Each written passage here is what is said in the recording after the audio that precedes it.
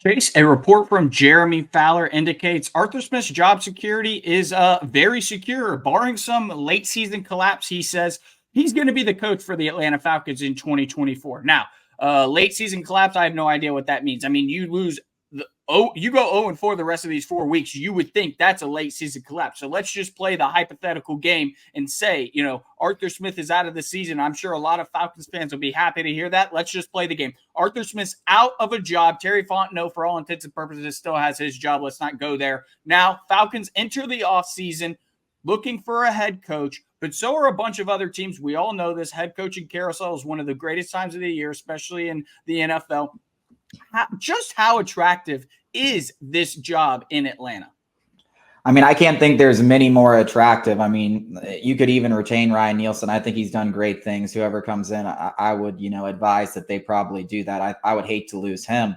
The offensive line's in great shape. You obviously have weapons. If you have a late season clap, you're going to have another top 10 draft pick. You have a quarterback there that at worst is a good serviceable backup. You can let go of Taylor Heineke. You're going to have money to spend. You have a good defense, a lot of young promising players on that side of the ball. And you've got money and all the draft picks available and a loaded quarterback draft class to come into. You got some trade options on the table and Justin Fields, Kyler Murray, if either of those guys get traded. So there's a lot of avenues for you to go out and get your guy and take your pick of the litter. And listen, if they don't trade Justin Fields, that number one pick may be available. And you may have the 7th overall pick in the draft, and you've got an opportunity to trade up for Caleb Williams because you have all these draft picks. You have the draft pick from the Calvin Ridley trade. You've got everything at your disposal to go get that guy and get that franchise quarterback and bring him in here in year one and really make the playoffs in year one. I think there's no doubt that this team can make the playoffs with the right guy under center with all the bones that are in place. So I can't imagine there are too many more desirable. The only one that really comes to mind right off the bat is the Chargers because you already have Justin Herbert. You already have some elite talent there. But if you look at their cap space and all the things that are coming up in their future, that's not necessarily the best situation either. Yes, you have Justin Herbert, and who would not want to coach Justin Herbert? You should be able to make the playoffs regardless of what your roster looks like with a talent like that under center. Brandon Staley has been holding that team back like few coaches, and it's amazing that he's still the coach of the team.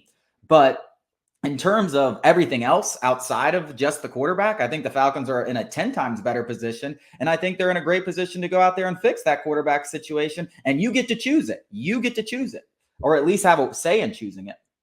Yeah, so this whole conversation comes from a piece by ESPN's Bill Barnwell that he explored 10 potential head coach openings this offseason. He ranked them 10-1. I'll give them to you from last to first. 10th, Panthers. 9th, Raiders. 8th, Saints. 7th, Commanders. 6th, Bucks. 5th, Patriots. 4th, Jets.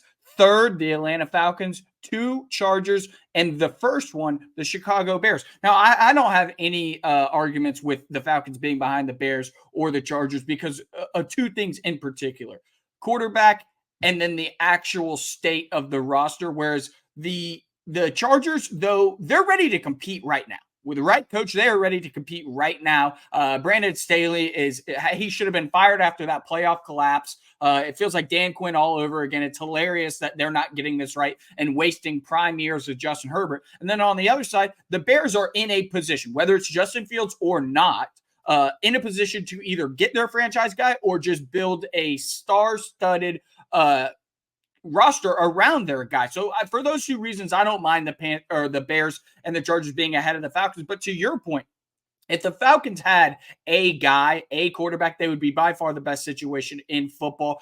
But the fact that they don't have that guy doesn't hold them back from going to get that guy. They have all of their draft picks. They have an arsenal of draft picks to potentially trade for a guy who's already in the NFL or trade up in the draft. They have, and I know some people in Barnwell's piece, he basically mentioned that, one of the cons of the Falcons job openings would be that they went on a spending spree last offseason in free agency, and they should have about $35 million this offseason, but that doesn't account for Mike Hughes, who is not going to be on the team next year, or Taylor Heineke, who should not be on the team next year. That's another $10 million in savings. That's $45 million right there. And you got Desmond Ridder, who's going to be your long-term backup. So, and that accounts for a lot of cap space that a lot of people don't consider. So the notion that the Falcons went on a spending spree last offseason and don't have a lot this season is just patently false. Now, they will have holes to fill. Jeff Okuda's probably gone. Calais Campbell's probably gone. Bud Dupree's probably gone. But that doesn't mean they don't have young guys who could step and fill that void. Clark Phillips, Arnold Ebiketie. There's guys who are already in the building who can step up next year. So this notion that the Falcons aren't going to be big spenders again next year in free agency is just patently false, because they can be if they want to be. They have all the draft picks. They have this free agent money. They have weapons galore, enough weapons to arm a small country, I like to say. What offensive-minded head coach wouldn't love to step in and use Kyle Pitts, Drake London, Bijan Robinson? He gets his pick of the litter in terms of quarterback. I think it's one of the best jobs that could potentially open up in the near future. Yeah, I mean, you talk about that spending spree too. They spent really well. I mean, there's not a single free agent where we're sitting here like, oh man, that was a bad deal. I mean, Caden Ellis has been great. Jesse Bates has been maybe the free agent signing of all of the NFL. And then a lot of those were 1-year deals, guys that are coming off that, hey, you could bring them back if you want to on a similar deal, or you could go ahead and move on from them and find replacements. And that's not even including, I mean, you're talking about $45 million.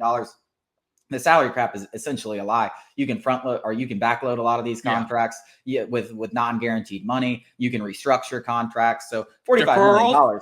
Ohtani deferrals. Yeah. Void years. I mean, we've seen that a lot in the NFL recently. And one more aspect. The biggest aspect for where a lot of these jobs, owners are the driving force in some guys not wanting a particular job. Just look to our East, our friendly foes, the Carolina Panthers. 3 coaches in the last 3 years. I mean, the Falcons have one of the best owners in that sense, where Arthur Blank is going to be somewhat hands-off. He's going to be one of the most patient. To a fault, he is patient. That is that.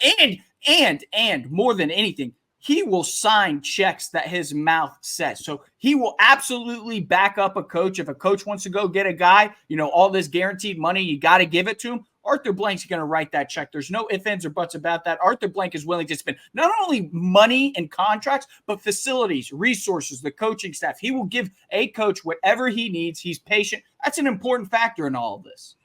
Yeah, I think we're talking a lot about Arthur Smith. We've talked a lot about Desmond Ridder. We don't know if one or both or none will be gone, but I think the same situation is true for both of them. If you're looking for a quarterback, I think every quarterback in the league should love to come play behind a good offensive line with a good running game and good weapons, and more weapons probably on their way, whether it's free agency or draft or whatever.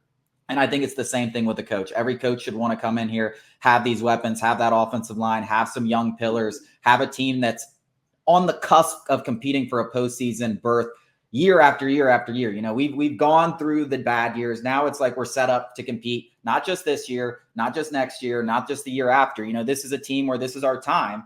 And I think that, and you get an owner in Arthur Blank that if you get signed as the head coach here, you're almost guaranteed 3 years. So just make the playoffs in the first 3 years and you're probably safe. That's just the way he's been. So I think it's one of the most desirable things in the NFL. I understand why the Bears are ahead of them, especially with the fact that they could go and draft Caleb Williams and have a first-year quarterback under contract and build around him. That's the cheat code in the NFL. And then I understand why the Chargers with Justin Herbert, even though I think their cap situation is a lot more messed up than the Falcons. I might even have the Falcons ahead of the Chargers, but it's up there. It is up there. Everyone should want this job, not just as a coach, but as a quarterback as well. And, that's why I think these last 4 games are important. Like, how much do you want this job? Like, prove it.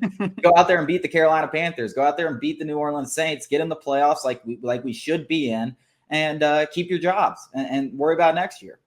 Yeah, like you said, the bones are in place for this team to take that next step. You're a quarterback away from seriously competing. Now, I think finding a quarterback is much more difficult than anything in sports. So that's why I think the Chargers should be ahead of the Falcons, because it's much easier to clean up your cap space, your salary cap spreadsheet, than it is to find a franchise quarterback, especially one who's a fringe top 5 guy in Justin Herbert. So, yeah, and I think that, a decision should be made this year, because these rookie contracts are coming to an end. Kyle Pitts is going to have to be paid. Drake London is going to have to be paid. So Arthur Blank's kind of have to have an internal clock in his head. It's like, where are we going with Arthur Smith here, guys?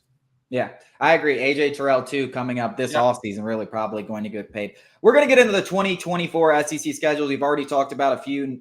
Coming up next is the Florida Gators, one of the hardest schedules I have ever seen. We're going to talk about it after the break.